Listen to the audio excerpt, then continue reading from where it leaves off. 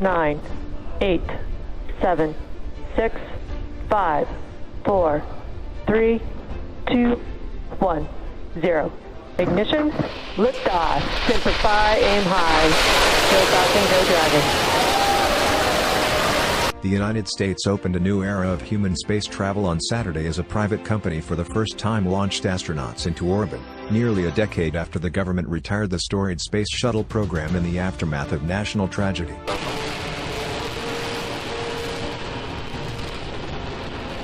Two American astronauts lifted off at 3:22 p.m. from a familiar setting, the same Florida launch pad that once served Apollo missions and the space shuttles. But the rocket and capsule that lofted them out of the atmosphere were a new sight for many, built and operated not by NASA but SpaceX, the company founded by the billionaire Elon Musk to pursue his dream of sending colonists to Mars. Phenomenal. Everything continues to look good.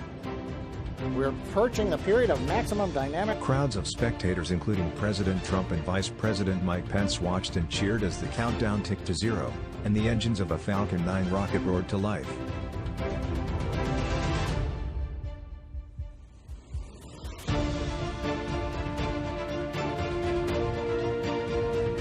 Rising slowly at first, the rocket then shot like a sleek, silvery javelin into cloudy, humid skies, 3 days after Florida's weather had precluded an earlier launch attempt. It was a moment of triumph and perhaps nostalgia for the country, a welcome reminder of America's global preeminence in science, technological innovation and private enterprise at a time its prospects and ambitions have been clouded by the coronavirus pandemic, economic uncertainty and political strife. Millions around the world watched the launch online and on television, many from self-imposed quarantine in their homes. Mr. Trump, who watched from a rooftop at the Space Center along with Mr. Mike Pence and a bevy of administration officials and Republican politicians, called it an inspiration for our country and a beautiful sight after the ship lifted off. "I'm so proud of the people at NASA, all the people that work together, public and private," he told reporters.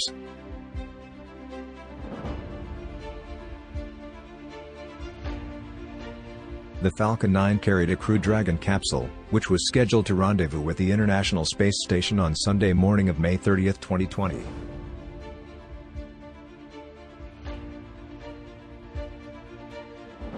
Aboard are two veterans of the Astronauts Corps, Robert L. Behnken and Douglas O. Hurley. Each is married to another astronaut, Mr. Behnken to Megan MacArthur and Mr. Hurley to Karen Newberg.